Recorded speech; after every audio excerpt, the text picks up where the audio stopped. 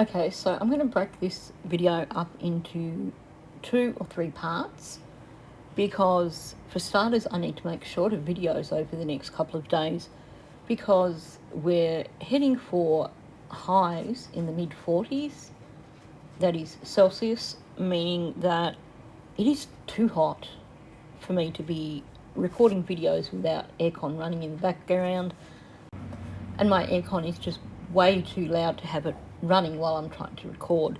So I'm doing a bit of a juggling act where I'm recording the audio, then turning the aircon on while I do the next section. This is going to be one of those videos where I offer clarification on a number of things that have been said. There's kind of 3 interconnected threads here, but basically they all connect. They all are talking about the reason why this case has not been resolved yet. And that is the real reasons, not the reasons put out by a certain alcoholic ostrich. So I did a video the other day where I was looking at the recent article from the Globe and Mail and discussing how it gives us some hope. There's a lot of things that were mentioned in it that show that, yes, they are on the right track, and yes, it does seem almost certain that there is going to be a resolution to this case. It seems that we will have justice for Lily and Jack, and hopefully amongst all that we will also have Lily and Jack found and brought home and put to rest. I will add that video to the end screen so that when you get to the end of this video, if you've not seen that video, then you can just click on the end screen and it will take you directly to that video.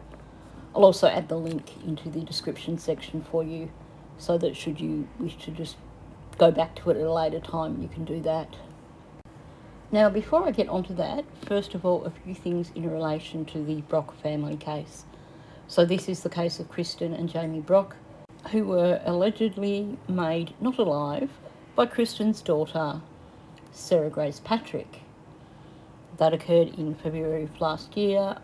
Patrick was arrested in July of last year, and the trial was due to start this week.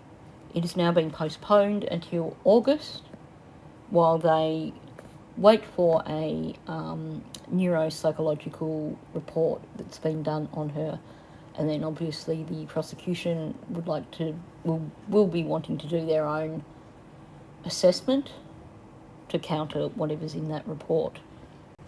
Now, on that note, Jamie's sister and her best friend, Kelly, so Kelly and Kim, which, you know, perfect names for a YouTube channel anyway, are starting their own YouTube channel.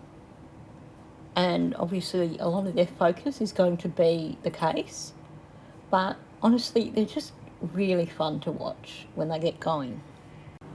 They have received quite a lot of bullying since Sarah Grace was refused bail, essentially, because of people who are on Sarah Grace's side and believe she is innocent. And instead of acting like adults, they are attacking Kelly and Kim. So part of this is them creating something where they can actually speak for themselves. Anyway, I recommend this channel. I will just say they're possibly going to be a little bit unfiltered at times. But given where they're coming from with it all, who can blame them? So please do jump over and subscribe to this channel. I will add the link in the description for this video here. Let's blast them with subscribers and help them get their channel out there and seen. Okay, so back to today's video. So the turkey guy did a video the other day where he was looking at the Globe and Mail article and putting this most ridiculous spin on it. And I'm offering no apologies here because in that video he also attacked pretty much every other content creator who is covering this case. So I don't feel any qualms about coming on here and correcting the misinformation that he is putting out there. I don't feel any qualms about calling him out on his BS because the majority of us are actually here for Jack and Lily. So the accusations that he's making against us, that we're basically a bunch of grifters, we're not in it for Jack and Lily, and that we're just doing it for our own income, is unfounded. And he spent a lot of that video attacking other content creators. So while that's obviously not the purpose of my video, I'm not going to stand back while someone puts out serious misinformation about this case, and also encourages their subscribers to go and click dislike on someone's channel. Anyway, so he's put this video out where he's read part of the article from the Globe and Mail. Not all of it, just the parts that suit his narrative. And he's just put out so much misinformation. I just find it easier to address it in a video rather than having to address it a million times in the comment sections of my videos. And of course, the other side of it is the information that he's putting out, which is incorrect, in my opinion, is unfair to the family members of Lily and Jack who genuinely care about these children, who genuinely need answers. Because what he's doing is creating confusion and significant doubt. And for people who are going through this nightmare, who are directly connected to Lily and Jack, that's just not fair. Of course, he also spent a large portion of that video telling his subscribers that the rest of us are all wrong. We lack the ability to use simple logic or critical thinking, and that we really have no idea what we're talking about. So I think it's a fair deal for me to come out and actually talk about what he's saying and explain why he is wrong. Like I said, this will be done over 2 or 3 videos because there seem to be a few different threads to tackle here and a lot to talk about. So on that note, let's jump in with this one. All right, let's look at this. Nova Scotia RCMP major crimes head says he's confident that Jack and Lily Sullivan will be resolved. You know, I think a lot of people think and are confused with this as thinking that something's going to be solved, not resolved. So, you know, let's look at this real quick. What's the definitions between solve and resolve, right? Let's see. Solve means finding a definite correct answer, like a math problem, while resolve means bringing an issue to an end, often through compromise or by settling a dispute, which might not be a single right answer, but concludes the matter. Oh my goodness, this guy seriously needs some help. If you've followed my channel while I've been doing this case, you will have heard me talk about wanting resolution. And why do I say resolution? In my case, I say resolution because there's a number of factors at play here. We want Jack and Lily found and laid to rest, but we also want arrests made and justice served, as in when those arrests made, we want to make sure that the charges stick and that a conviction is recorded. So it is multifaceted. That is why I refer to a resolution. When it comes to the RCMP, the reason they're referring to a resolution as opposed to anything else is because basically the whole investigation is under wraps. So they can't say, well, we're confident that arrests will be made, because they are keeping everything close to the chest.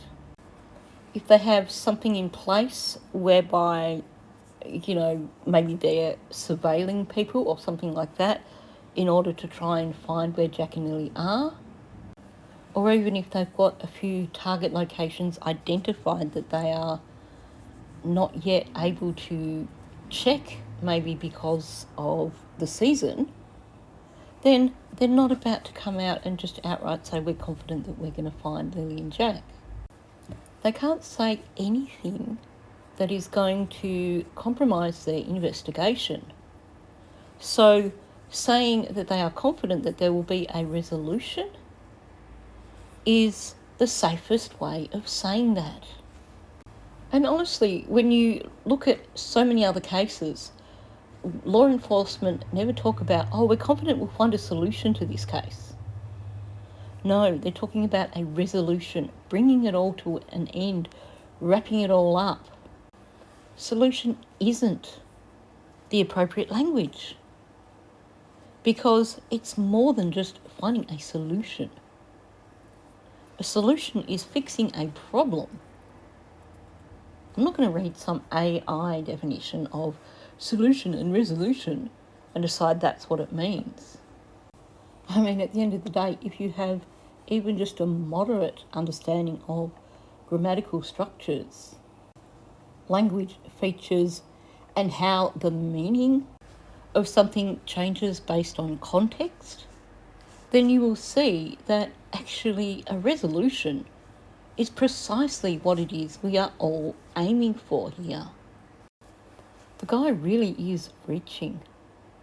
He is, I suspect, seeing that all these other channels are pushing back against his narrative of the children wandering off into the woods, and that is definitely what happened, and he's scrabbling to defend his point.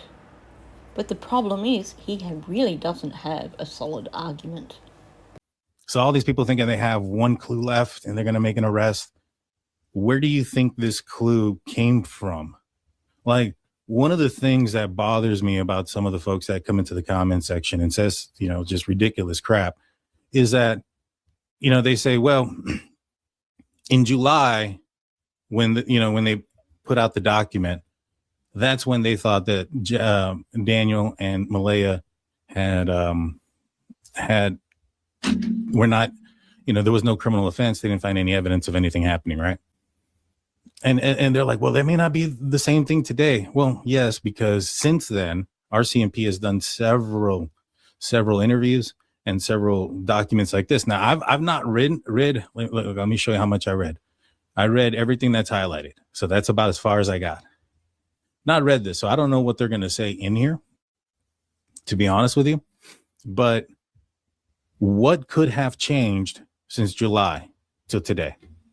What has changed? What makes you think that now they have something that points to a criminal offense that all they need is one little piece of evidence to make an arrest? I've explained this before, but for the people like this alcoholic ostrich, I'm going to explain it again. So a lot of people are running with the idea of this comment that is made in the documents being proof that it is not a criminal investigation.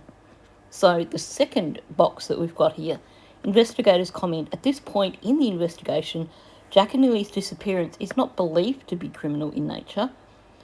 I do not have reasonable grounds to believe a criminal offence has occurred. Because Jack and Lily are still missing, polygraph examinations were conducted with the intention of ruling out that possibility. People have looked at that and went, well, there you go, there's your proof it's not a criminal investigation. Now I'm going to read the top box. This is in the introduction.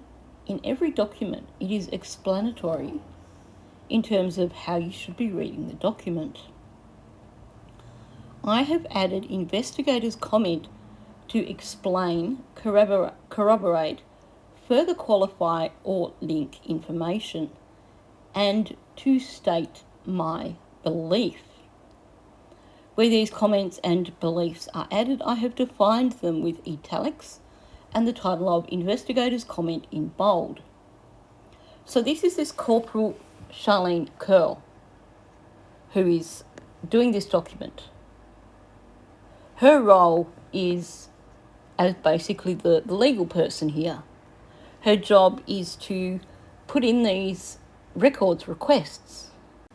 Now, these types of investigations are multifaceted. You have different teams working on different things, and everything is a need-to-know basis. So this Corporal Curl only has the information that she needs to be able to create these documents, to be able to put in these applications with the court. She is not privy to the investigation. She does not know all the ins and outs of the investigation. So where she is expressing her belief here that it is not a criminal in nature, that is not her expressing the belief of the Major Crimes Unit. That is not her expressing the belief of the detectives who are in the thick of this. Now, as I said, her role is to deal with the legal side of it, to create these applications for the courts. And in doing these applications, they are done under the Missing Persons Act. Now, yes, the case can pivot from being classified as a missing persons case to a criminal case. But once it does that, they lose the ability to put in these records requests and are then required to do affidavits requesting warrants.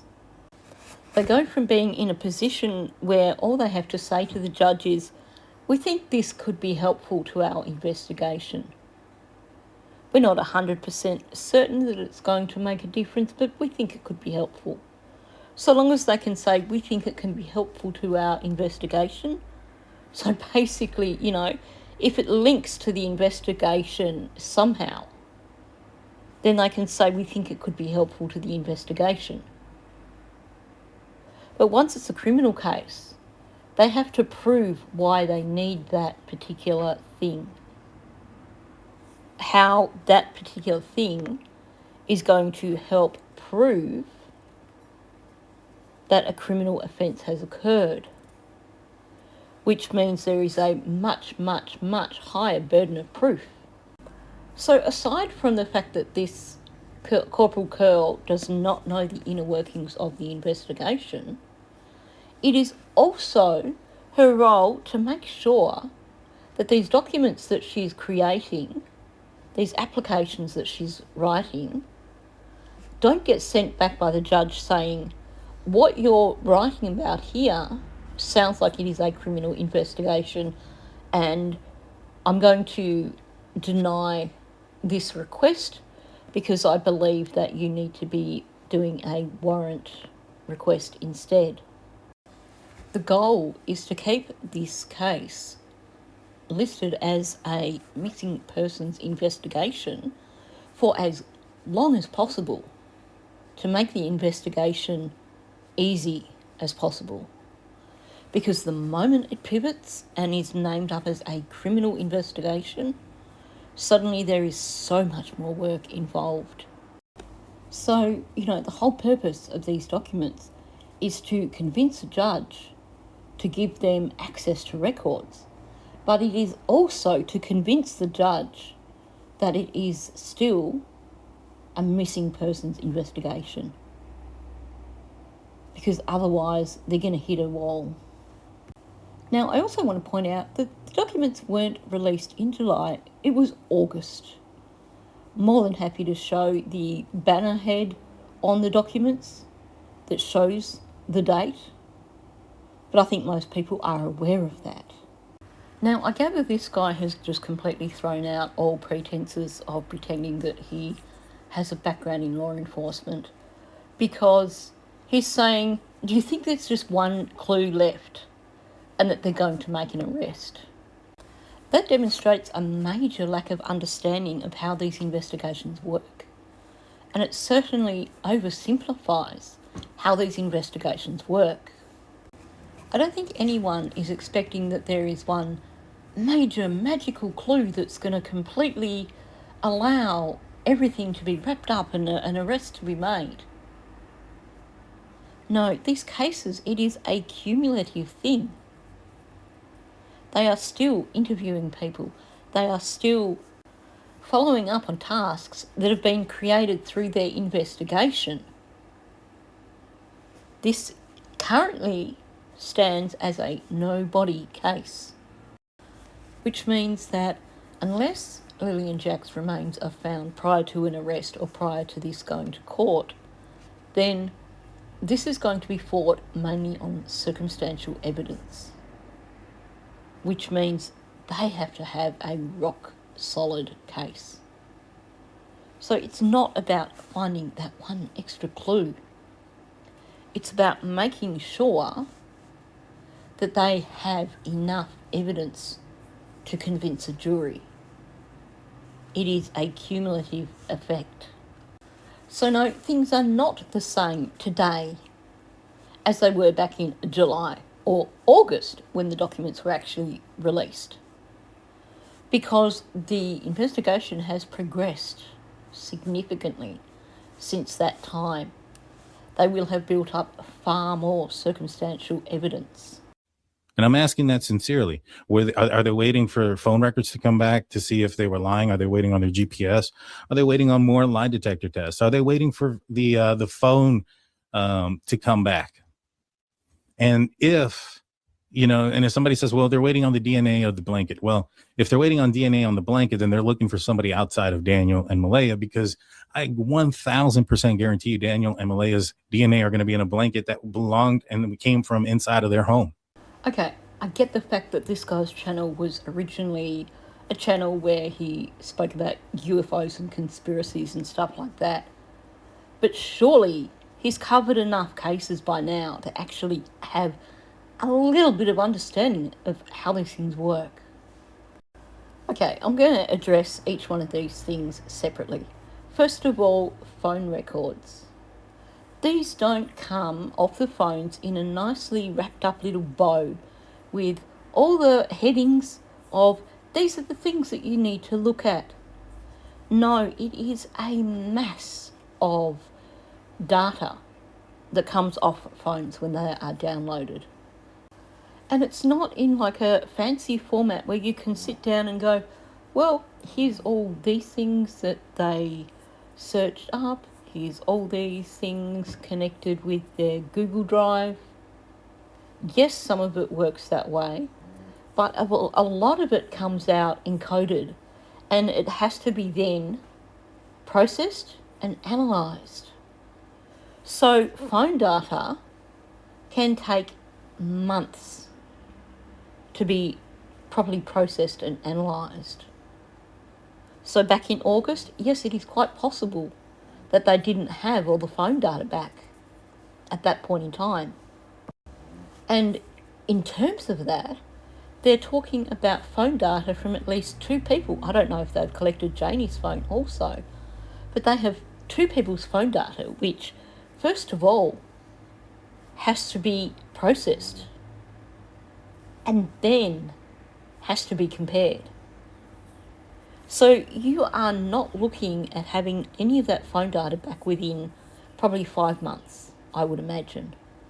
It is a massive, massive task. A GPS data, again, that comes down to analysing the phones. Yes, on a surface level, you have their Google Maps, which is going to show you GPS data. But there will also be GPS data from when the phone is turned off. It still connects up to a satellite. Chances are, hopefully, they've at least accessed Malaya's vehicle and therefore been able to get GPS data from that vehicle. Maybe they already had the GPS data by August, but it still had to be cross-checked alongside all the data that came from the phones and alongside, hopefully, data from the vehicles. Plural, hopefully they've actually located vehicles connected with Daniel. As for more polygraph tests, well, I don't think they're going to be hugely important in terms of reaching a resolution with this case, because they've already done the polygraph examinations with the key players. They're not going to redo polygraph examinations with Daniel and Malaya. They may well hold them back in and start putting pressure on with more challenging interviews. If you followed the Madeline Soto case, you know exactly what I'm talking about. Jen Soto and Stephen Stearns both are a classic example of this, where, first of all, interviewers came across as all friendly, nice, we're just having a chat. As they gained more information, they started putting the pressure on. You saw that final interview with Jen, not the one with the lawyer, but the final one with law enforcement, where they really put the pressure on her. And they called her out for a lot of things. So while there may not be more polygraph examinations, there could well be, there most likely will be more interviews with Daniel and Malaya, but also more interviews with people who have been identified in connection with this case. I'm not sure what he means by waiting for the phone to come back, because if he's thinking of that as something separate from phone records, I have no idea what phone he is talking about. I think he just threw that in there, forgetting that he's already said phone records, trying to make it sound like he's just adding to the list. Now let's talk about the blanket. Again, I'm astonished at the ignorance of this guy. So he said, well, the blanket.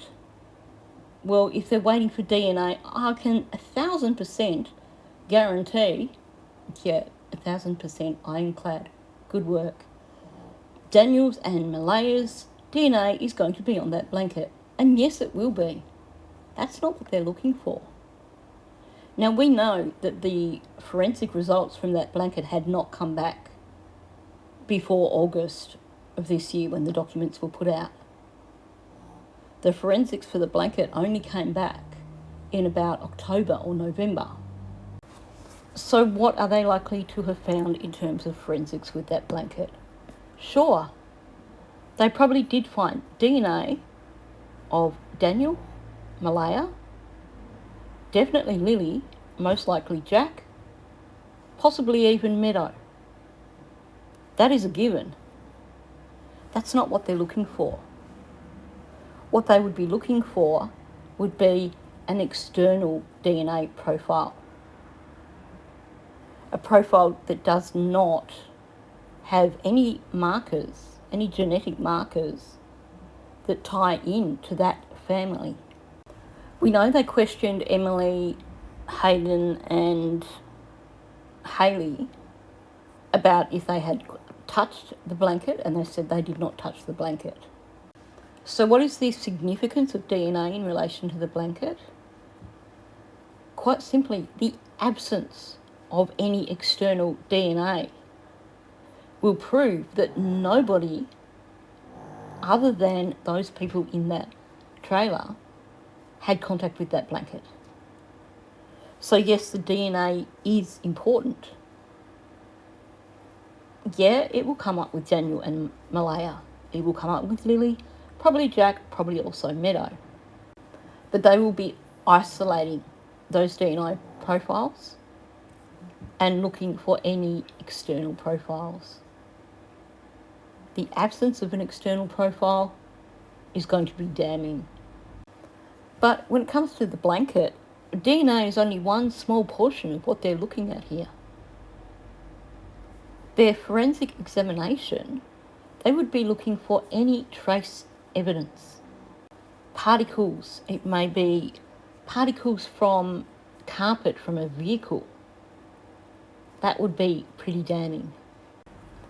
Evidence of any body fluids, and they would be able to identify the type of body fluid. They would be able to identify whether or not that body fluid comes from a living person or a deceased person. Clothing fibres.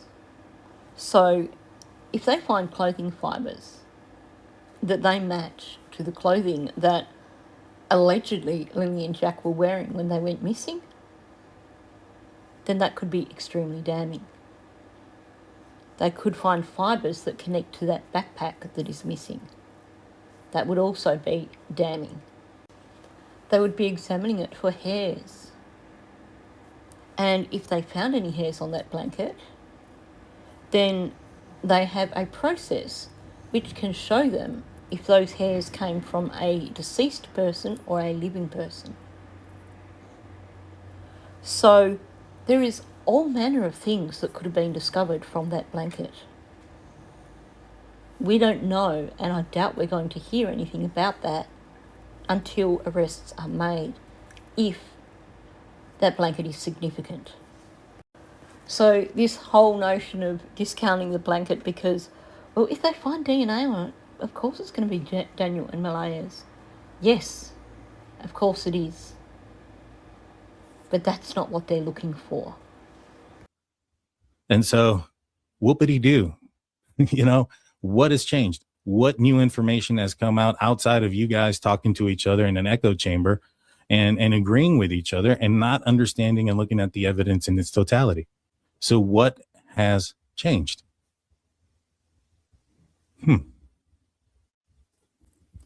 Like I said, they had a lot of stuff then. What, you know, is Daniel confessed? Have they found a body? Have they found evidence of some sort that we don't know about? Don't seem like it. Wow, I don't think I've ever heard a grown adult say, whoop-de-doo.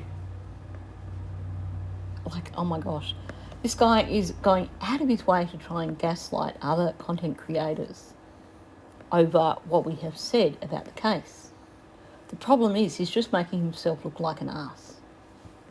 So he says, what other evidence has, or what other info has come out of you guys talking to each other in an echo chamber and agreeing with each other and not understanding and looking at the evidence in its totality? Well, first of all, I can assure you that each of us who are covering this have different perspectives. We don't all agree on everything.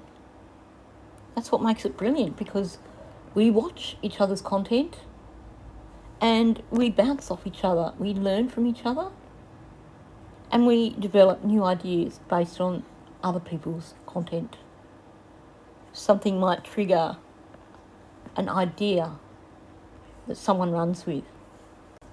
As for not understanding and looking at the evidence in its totality, none of us actually know what evidence they have. We know some of the evidence that they have that's been mentioned in documents or leaked by Daniel, who's probably been asked about it and then leaked it to make it sound like he's, you know, Mr. I'm friends with the investigators. But you can bet that if there is any really crucial evidence, we are not going to find out about that until after arrests are made. There are things that myself and other creators are aware of behind the scenes that aren't meant to be public knowledge. So what you see on a content creator's channel isn't necessarily everything that is known. And no, I'm not referring to a content creator who is apparently best buddies with Logan Mackenzie, believes everything that the Mackenzies and the Martells tell her, and thinks that that is evidence in the case. And of course he throws out these ridiculous questions that obviously is, in his mind, is trying to make us look ridiculous. As if to say, why do you think it's a criminal investigation when these things haven't happened? So he's like, has Daniel confessed? Have they found a body? Have they found evidence of some sort that we all know about? Well, we know Daniel's not confessed. We know they've not found the remains. They're ridiculous questions that he's thrown out there to gaslight other creators. In terms of evidence, like I said, we are only aware of a handful of things that they have in evidence. There will be so much more that we do not know about. So this is a ridiculous thing to say. Just because the RCMP aren't sharing their evidence with us doesn't mean it's not a criminal investigation. Now, as I mentioned at the start of this video, my videos are going to be shorter over the next couple of days because of this heat wave. Because basically I can really only do so much before I need to pump up the aircon and the evaporative coolers and stuff like that, at which point it becomes too loud for me to record. So I'm going to leave this one here, because then the next bit starts to get really interesting. I feel a little bit embarrassed for him actually when it comes to the next part. I'll put that out there now because it is a little bit cringeworthy. So I'm going to wrap it up here so I can turn on the air conditioner. So thanks for listening. If you're new to my channel, please subscribe. Also, please hit that like button, get this out into the algorithm, and please leave a comment below. And also, please, if you haven't already done so, hop over and subscribe to Kelly's channel. I'm trying to line up a collaboration so that we can launch her channel in style. But in the meantime, let's get her subscribers up. So on that note, thank you, and I'll catch you in the next one.